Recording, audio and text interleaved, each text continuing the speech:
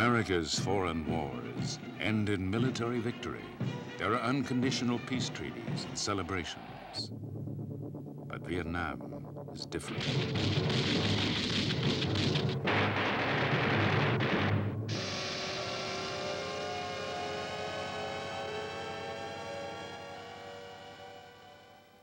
Negotiations for a peace settlement go on longer than World War II. December 1972. The first sustained bombing of Hanoi. It is designed to bring North Vietnam to the peace table. The so-called Christmas bombing brings widespread condemnation. A treaty soon follows, and for America, the war is over.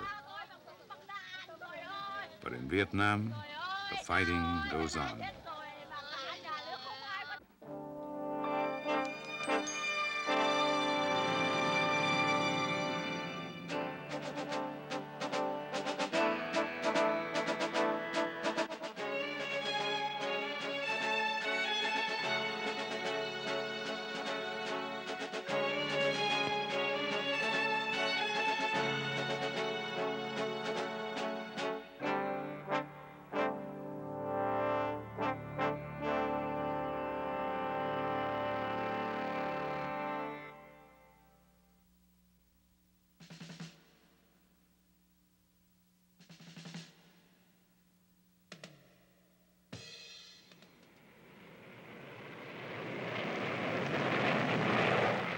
The U.S. tries for 8 years to bomb North Vietnam to the peace table.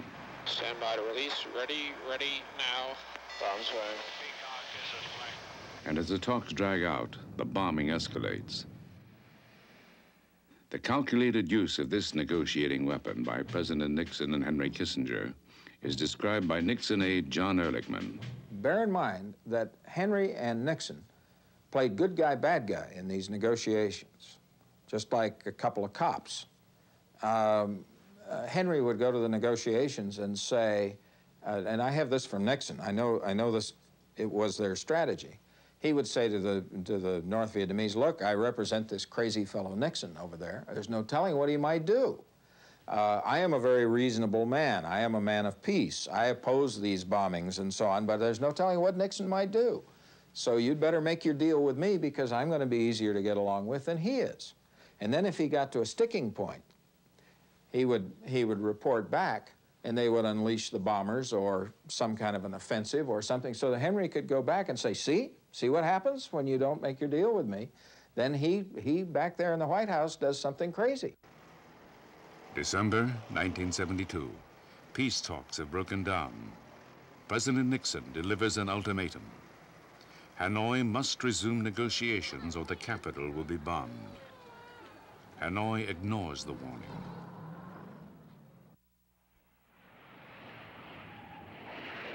December 18th, day one of the bombing of Hanoi. The U.S. deploys 121 giant B-52s from bases 5,000 miles away. Communist defenses swing into place.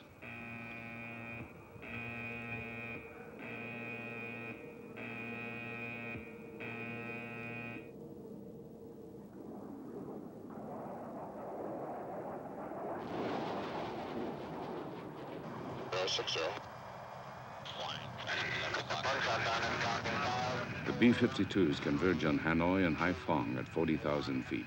Each plane drops 108 heavy bombs. Stand by to release. Ready now. Bombs away. On the first day, the B-52s drop almost 12,000 bombs.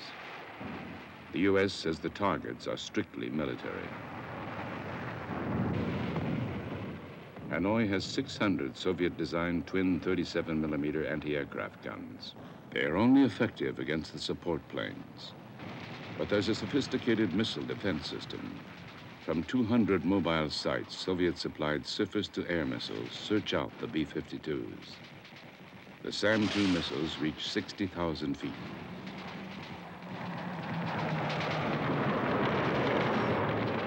Three B-52s are brought down on day one. A senior Hanoi official, Ha Van Lao. On avait un slogan. We had a slogan, fight and build, fight and produce at the same time. Dans les grandes agglomérations, in the large urban centers, which could become targets for the bombings, the children, the old people, those who couldn't participate in the fighting, were evacuated to the country.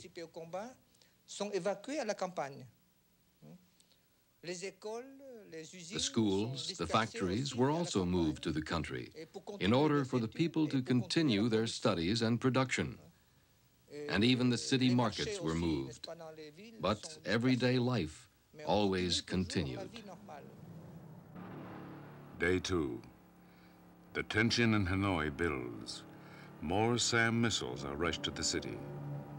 North Vietnamese gunners study the B-52 flight pattern. They find it being repeated. The defenders believe they have found a tactical weakness.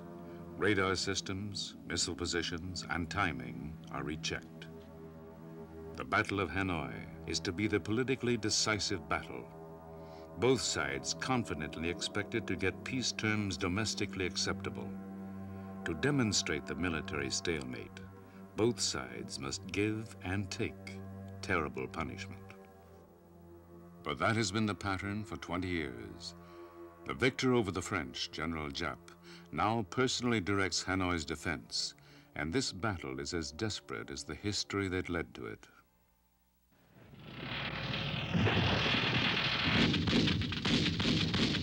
In 1954, in the war against the French, the Vietnamese communists established a tough fight-talk strategy. They win the decisive Battle of Dien Bien Phu the day before peace talks open. The 1954 Geneva Agreement partitions Vietnam, but the North sets out to defeat the South by the same means: talk, then fight until the other side tires. The U.S. commits 500,000 combat troops to defend the South.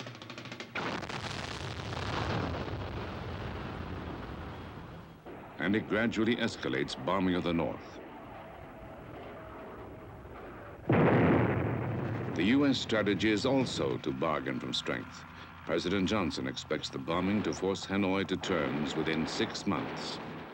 Ho Chi Minh's government believes time is on its side. It had fought the French for 9 years. By the time the U.S. enters the conflict, Hanoi has been on a war footing for 20 years. Hanoi states its minimum position: total American withdrawal and reunification of Vietnam. Both sides believe they can impose a military solution. Hanoi sends enough men south to match the American troop buildup. As the communists increase the infiltration, the U.S. systematically bombs the North. The communist 1968 Tet Offensive ends 3 years of stalemate. The simultaneous attack on South Vietnam cities undermines American confidence. President Johnson freezes U.S. troop levels and suspends bombing of the North. Both sides agree to commence negotiations in Paris. Richard Nixon is elected president. His Secretary of Defense, Melvin Laird. But the day I entered the Pentagon, I stated I'd be there for 1 day longer than 4 years, and no more.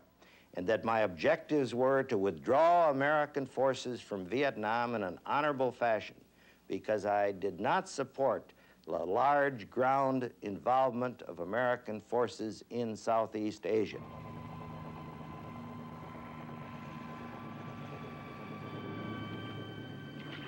Nixon believes greater pressure will get better terms, but he makes a new effort in Paris, sending former Saigon Ambassador Henry Cabot Lodge. The talks quickly stall.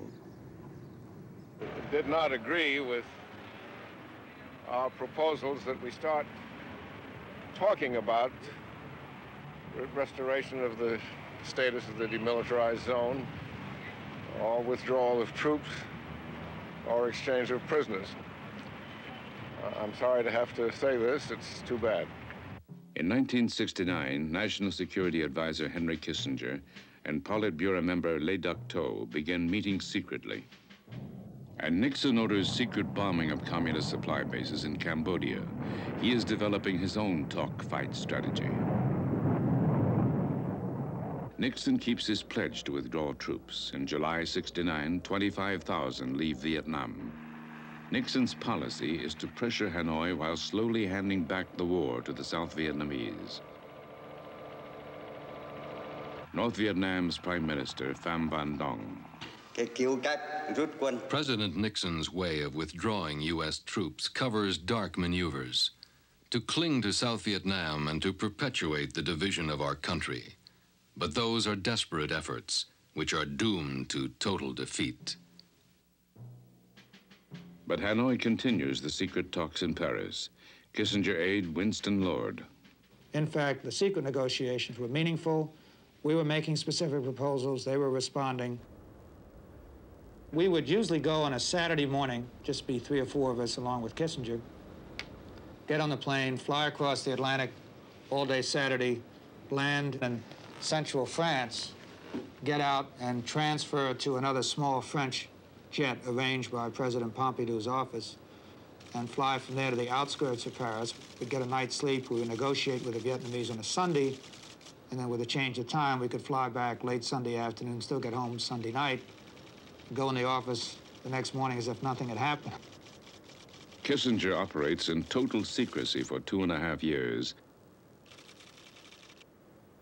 In May '71, Kissinger drops the demand for the withdrawal of North Vietnamese troops from the South. It is the most significant concession of the war, but Hanoi does not respond. It demands the removal of South Vietnam's President Thieu. Kissinger does not inform Thieu of this. Saigon's ambassador to Washington, Bui Diem. We knew very little about the secret talks in Paris. I don't know to what extent my president, Mr. Thieu, by then knew about all the substance of the secret talks. But as ambassador in the United States, I knew vaguely that there are talks going on, but I didn't know about the substance of it. President Thieu criticizes the secret diplomacy. What the American has done wrong in Vietnam from the beginning is they have done the war themselves on behalf of Vietnamese people. And after that, they have take on hand themselves the peace negotiation. Kissinger's priorities are in Moscow and Peking. Vietnam becomes part of an overall settlement with the major communist powers. Journalist Tad Schultz. If a settlement were to be reached, it had to be worked out in the context of a larger communist entity or entities. So you had there American foreign policy working on several tracks for a number of reasons, in which essentially Nixon and Kissinger perceived Vietnam, as Kissinger said himself at one point, as a sideshow. My son's been a prisoner for 3.5 years. I want him home. The U.S. public sees only a continuing war. Protest mounts. You, more than any other people in this country, are a living testimony to the fact that the American people do not wish to provide the manpower for this ugly war, this illegal, immoral war, which has destroyed our own country, even as we destroy innocent victims abroad. The dissent in the U.S. encourages Hanoi to hold out for concessions. Kissinger's military aide, General Alexander Haig. These anguishing days, the complex forces that were at work, especially the declining support base at home, certainly didn't give Dr. Kissinger the kind of leeway that an absence of those pressures would have provided. So he was working against a series of converging deadlines, congressional legislation, which would have forced the withdrawal of the American activity in Southeast Asia, intransigence on the part of the North Vietnamese negotiators who were armed with strong support from the Soviet Union at the time, and also the consequences of their own failures in a military sense in South Vietnam, and they were rather evident. January 1972. The South's army is collapsing. U.S. troop strength is only 130,000. Chief of Staff General Westmoreland warns of worse to come. It would seem that the enemy is preparing himself for a major offensive. This is well known to you. Indications are that this offensive will take place in the northern region and in the Highlands area. In fact, I believe the objective is a political objective. Peace talks reconvene in Paris, but again break down. The North Vietnamese and U.S. delegates blame each other. Well, that was quite a session. Not exactly the kind of, quote, serious negotiation, unquote, that they told us they wanted us to come back for. Spring 1972.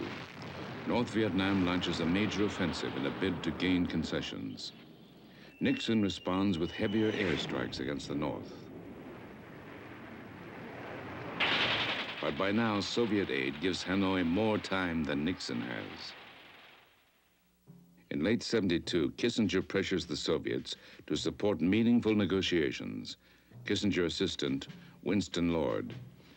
In September, when we had met a few weeks before, the Vietnamese had begun to move. Instead of going flatly for a coalition government and the overthrow of Thieu, they were beginning to play with the language, not in a way that was anywhere near satisfactory.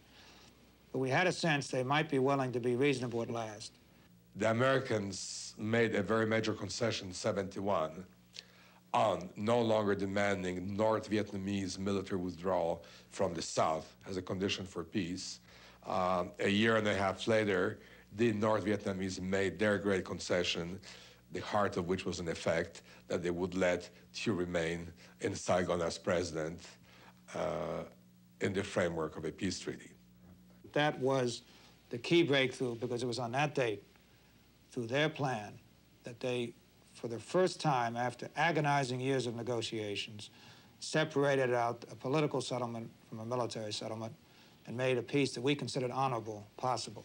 He knew that the North Vietnamese had made a major step forward, but he wasn't sure that we had all the Vietnamese parties lined up yet. So that was sort of the only restrained note, some people feeling that the North Vietnamese had not gone as far as Kissinger and I thought they had. But basically, it was a sense of tremendous achievement and a breakthrough. And we got to work immediately overnight writing a counter draft, and we negotiated for several more days to make it a better document.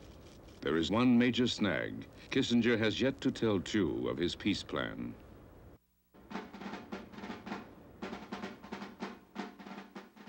October '72.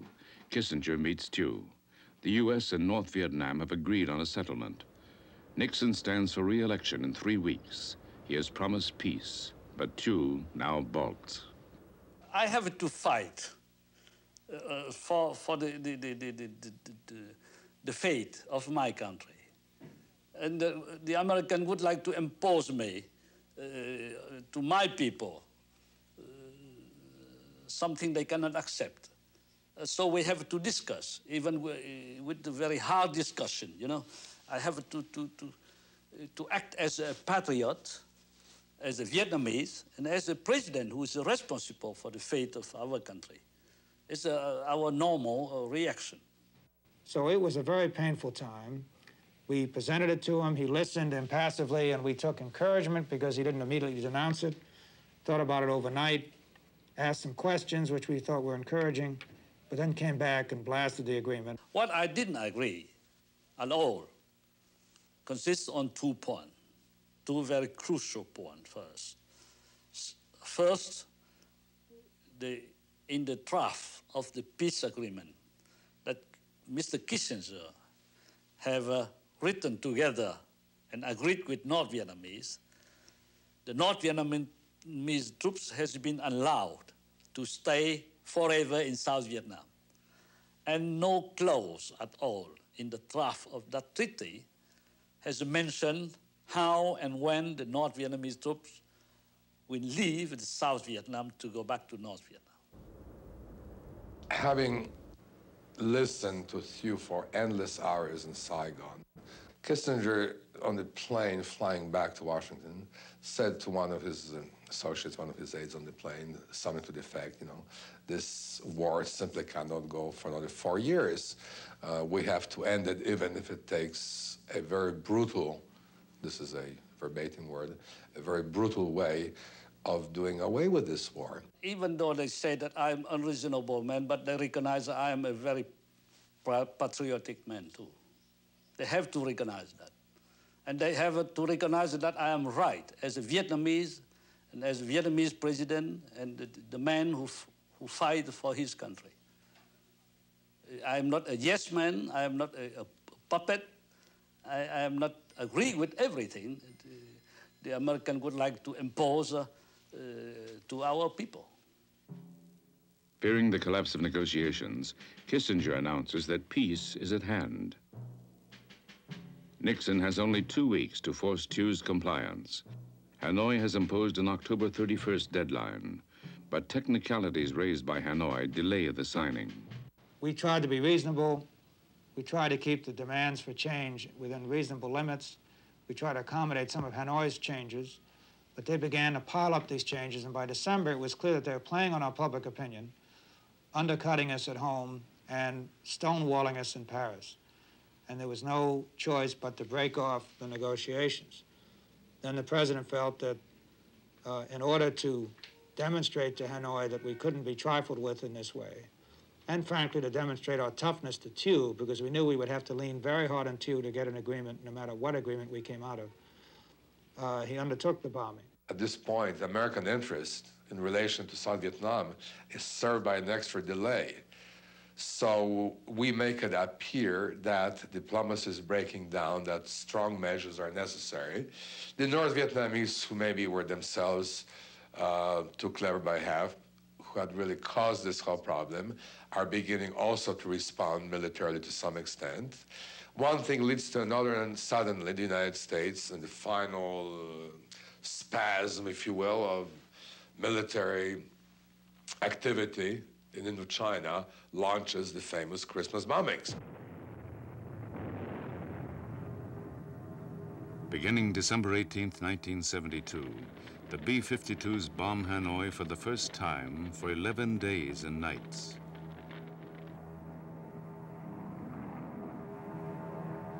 The city is ready with emergency plans. An expert on North Vietnamese tactics, Brian Jenkins. They had the most elaborate measures to deal with the bombing in terms of relocation of their industries, in terms of routes of transportation. I don't mean to say that the bombing was not having, was not hurting them. No country can be bombed and take it complacently and say that does not have some effect. But bombing was something they had dealt with before, that they were prepared to deal with. In the first 2 days, Hanoi discovers a weakness in American tactics. Day 3, waves of B-52s are approaching on an unchanging flight pattern. It is a night attack, the most severe test of Hanoi's defenses. Again, more than 200 missiles are launched. 500,000 people shelter and wait. 6 B-52s are shot down in 9 hours.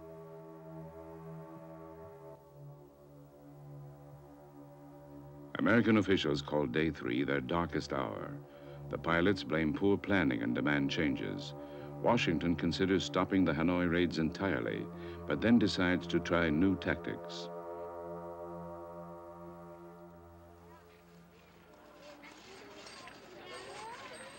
Hanoi's newspapers show photos of 5 captured B-52 pilots.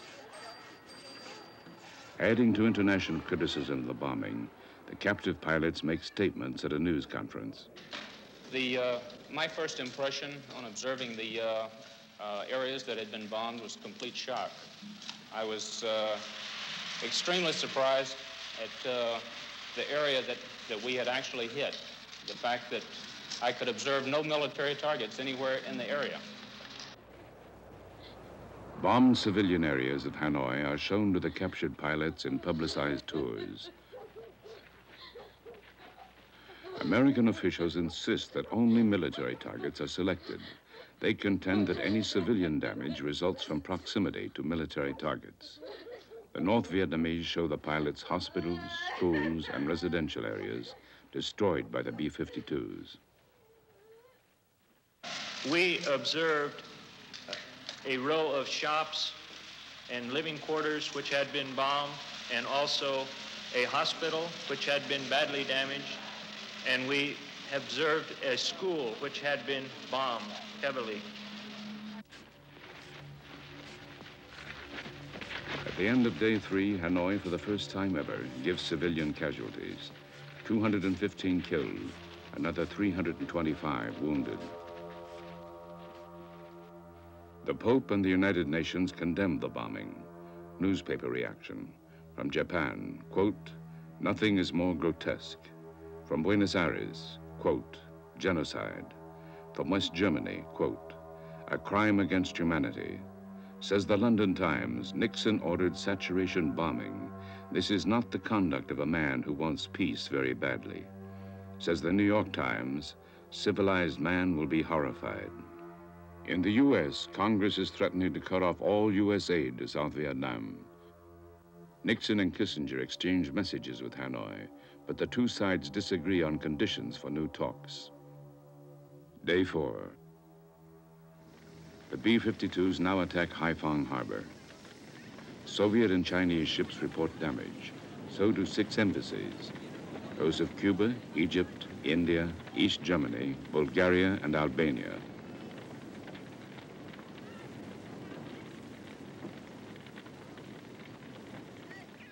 Hanoi's Bac Mai hospital is virtually destroyed.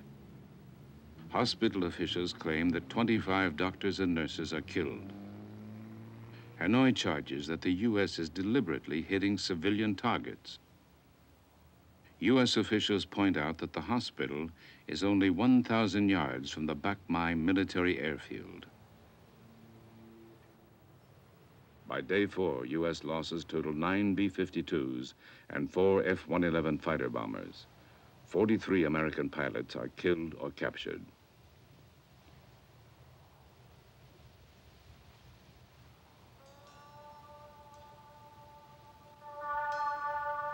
Asked if the bombing of Hanoi is his country's darkest hour, Prime Minister Pham Van Dong reflects on 27 years of war.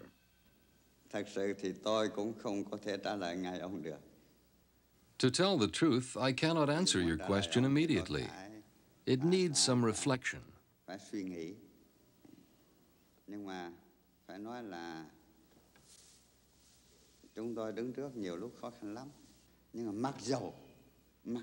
But I must say that we faced a lot of difficult times. But however difficult they may be, we are always sure of final victory. Confident in our people's strength. And all the more determined to strive forward.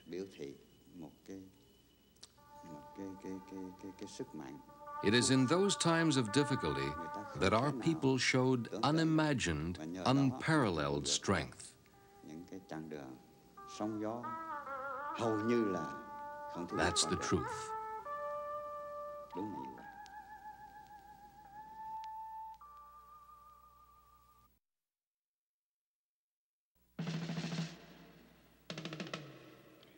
Nixon and Kissinger now face an all-round critical situation. With pilot losses increasing and political support disappearing, Hanoi still refuses to negotiate. They decide to continue the bombing with a pause on Christmas Day. At Hanoi's Catholic Cathedral, midnight mass is celebrated during the brief bombing reprieve. Hanoi's streets have a false quiet. There are new street-side shelters, ready, it seems, for a long siege.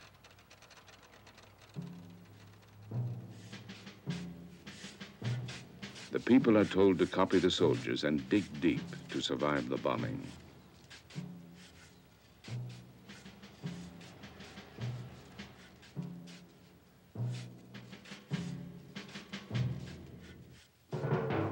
Defense Minister Giap now has almost no SAM missiles left. 400 have been used in the first 2 days.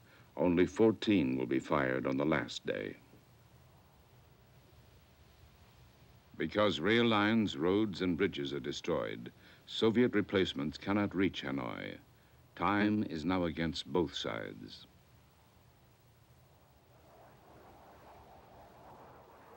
During the Christmas pause, the U.S. readies for even bigger raids. Nixon is threatened with a congressionally forced halt to the bombing. He tells Hanoi the air attacks will cease if negotiations resume by January 3rd. Hanoi wants a later date.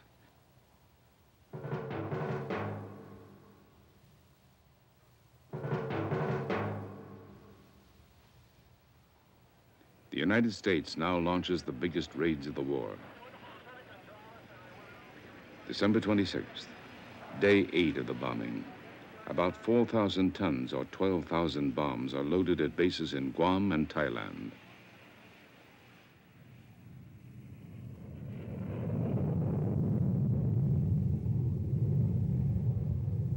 Hanoi is prepared, says Haban Lao. Our artillerymen were ready 24 hours a day on the loading platforms of the anti-aircraft guns or on the ramps of the rockets. 24 hours out of 24.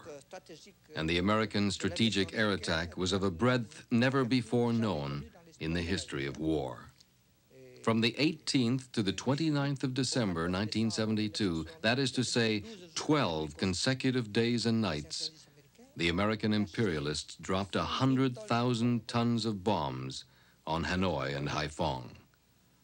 That's the equivalent of 5 American atomic bombs dropped on Hiroshima in 1945. The B-52 force comprises 120 bombers and 100 support planes in 7 waves. Roger, copy. I see him at this time. Call it now. Roger, now. Coming up the bomber and hitting at 281. 281, you want that The heading bombers now? are over Hanoi and Haiphong only 15 minutes. This time they detect far fewer missiles, only 68, and lose only 2 B-52s.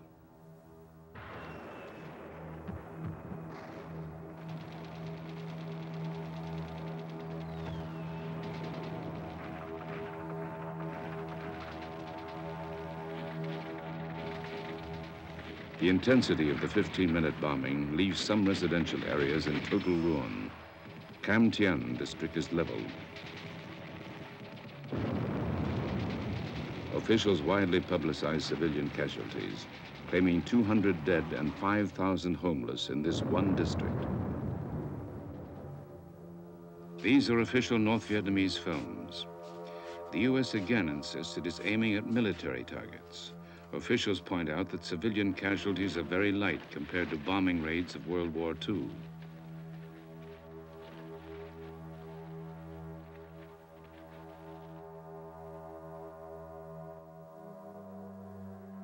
The Can Tien incident brings angry editorials in the United States. New York Times, shame on earth. Los Angeles Times, beyond all reason. But in a later visit, a New York Times reporter calls civilian damage grossly overstated. The Baltimore Sun finds civilian damage minor compared to the military targets. Premier Dong on overall civilian casualties.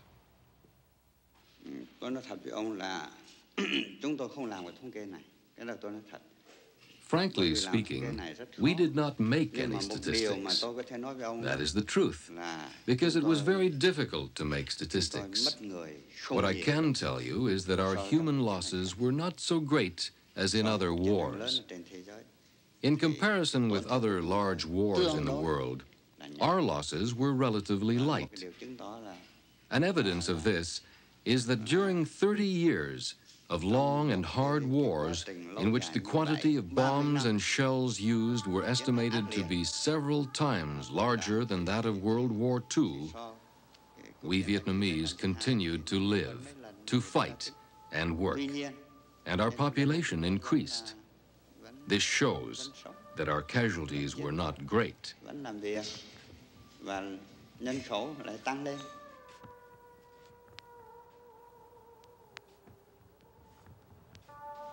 No amount of bombing could break Hanoi's morale, says analyst Brian Jenkins. The cumulative effect of the bombing could ultimately have reduced North Vietnam to ashes, to rubble. But even amidst that rubble, I believe that the North Vietnamese still would have had the stomach to fight. Day 11. Hanoi's Soviet MiG fighters now take the brunt of the battle. Ammunition is critically short. 1,000 SAM missiles have been used. Now very few are in evidence.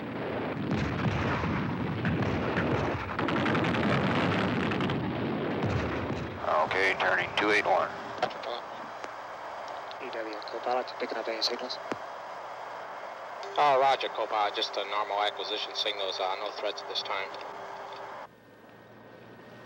By now, over 100,000 bombs have been dropped on Hanoi and Haiphong. But 33 airmen are dead or missing.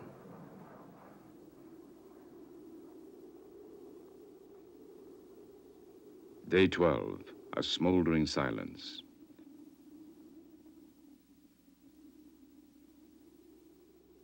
Hanoi tells Nixon and Kissinger that it will resume peace negotiations in Paris within 5 days. At midnight, December 29th, the bombing is called off. A Kissinger aide, Winston Lord. Unpleasant as it is, the fact remains within a very short period. In the middle of this bombing, we got a message from Hanoi saying they wanted to negotiate again. And when we went back and began negotiating again in January, it was clear from the very first meeting that they wanted an agreement. They moved very quickly, and we wrapped it up very expeditiously. And the only thing that occurred between the December period when they were totally intransigent and the January period when they were totally forthcoming was the Christmas bombing. So one has to, in the agony of these years and in the agony of diplomacy and conflict, to weigh the unpleasantness of having to resort to force against the fact that it did, in fact, achieve the breakthrough, and there's no other explanation for Hanoi changing its attitude. And we stopped it as soon as it was clear that they were willing to negotiate. The bombing is North Vietnam's last serious threat from the U.S. For both sides, time, resources, and options are all but exhausted. With this situation, both sides want an immediate settlement.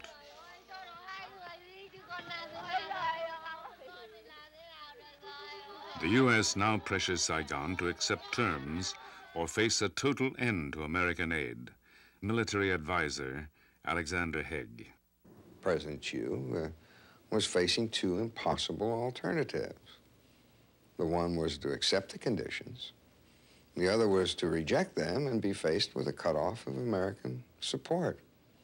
He took the lesser of two evils. I have accepted unwillingly because at any time we have been put in the dilemma not to accept the peace agreement, to continue to fight with what? Because the American aid will be cut. Now, Hanoi, Washington, and Saigon agree to terms. North Vietnam will keep its troops in the south. President Nixon announces that for America, the war is over. The following statement is being issued at this moment in Washington and Hanoi. At 12:30 Paris time today, January 23, 1973, the agreement on ending the war and restoring peace in Vietnam was initialed by Dr. Henry Kissinger on behalf of the United States and Special Advisor Le Duc Tho on behalf of the Democratic Republic of Vietnam. The agreement will be formally signed by the parties participating in the Paris Conference on Vietnam on January 27, 1973 at the International Conference Center in Paris. The ceasefire will take effect at 2400 Greenwich Mean Time, January 27, 1973. Henry Kissinger and Le Duc Tho win the Nobel Peace Prize. Tho rejects it. The South Vietnamese call the agreement a communist victory. Cabinet Minister Nguyen Thien Hung. All the major points that the communists insist on at the beginning of the Nixon administration were totally given to them at the end. And that is not justified for the Vietnamese as well as the American sacrifice of 4 years during the Nixon administration. As the formal peace documents are signed, South and North Vietnamese troops continue fighting. Both sides accuse each other of expanding the war. President Thieu claims the North does not want peace. And they realize well that after the signing the peace treaty, certainly with the domestic problem in the United States, they guess that the United States will not intervene again, will not react again, and will not be able to provide enough military aid and economic aid for South Vietnam. So they will have a free hand to renew the war and to overrun us. That's that the North Vietnamese has in mind by signing the treaty. To reassure Thieu, President Nixon makes an extraordinary promise. He secretly pledges full U.S. retaliation if South Vietnam's existence is threatened. He pledges solemnly that if the North Vietnamese violate seriously the peace agreement, the United States will react rigorously. And secondly, the Vietnamization, so-called, will go along fully and completely under the financial aid, the economic aid, the military aid will be provided enough on time and as long as we need to counter the communists. Nixon rushes $1 billion worth of military equipment to South Vietnam in the weeks before the peace signing. But an angry Congress increasingly cuts back financial aid, while the Soviet Union continues to support the North. Defense Secretary Laird. With the tremendous influx of Russian equipment, I believe that kind of broke the back after 1973 of the South Vietnamese and destroyed their will and desire to a great extent. Take, for example, the voting in the Congress of July of '73, after the Paris Accords had been arrived at, when the American Congress voted to cease all bombing in Southeast Asia. I said at the time to President Nixon, this is the end of South Vietnam. We have just stripped our sanctions from the '73 Accords. That proved to be precisely the fact. It was one of the most tragic actions taken by the American legislature in my living memory. North Vietnam's peace negotiators are welcomed home as victors. The peace agreement is a repetition of Hanoi's successful strategy 19 years earlier. Now, 150,000 communist troops are in place in South Vietnam. The supply routes are open.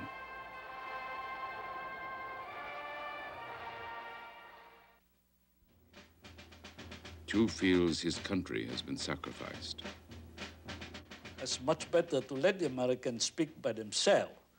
And I have heard that many very important men who have a great responsibility in Vietnam, who say that we have no other word than to say betrayal.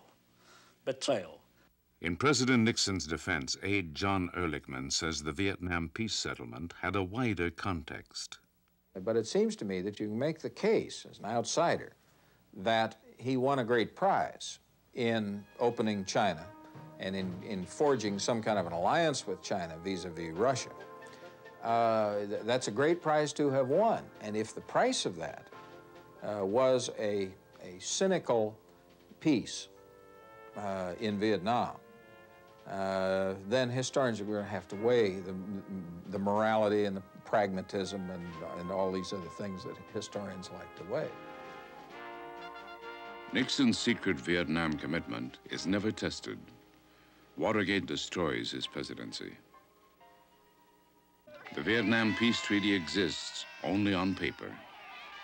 Fighting continues even as the agreement is signed. The Watergate scandal destroys both Nixon's presidency and any prospect of U.S. intervention in Vietnam. As Nixon resigns, August 1974, Hanoi is preparing its final offensive.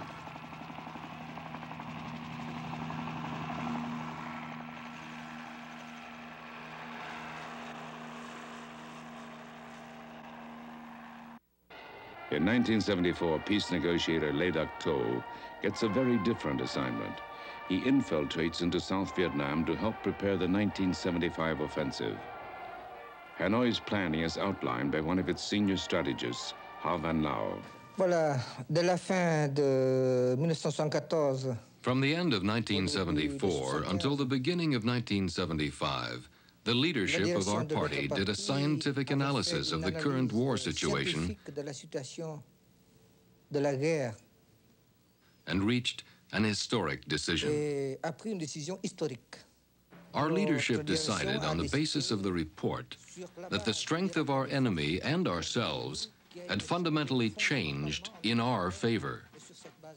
And on that basis, our leaders saw that the favorable strategic moment had come for us to undertake the last battle to liberate the South.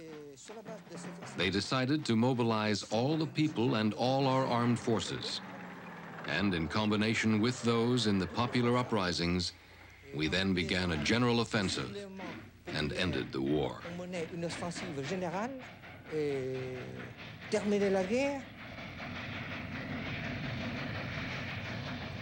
Hanoi plans to invade in the spring of 1975. It is confident the U.S. will not intervene, exhausted by both the war and the Watergate scandal.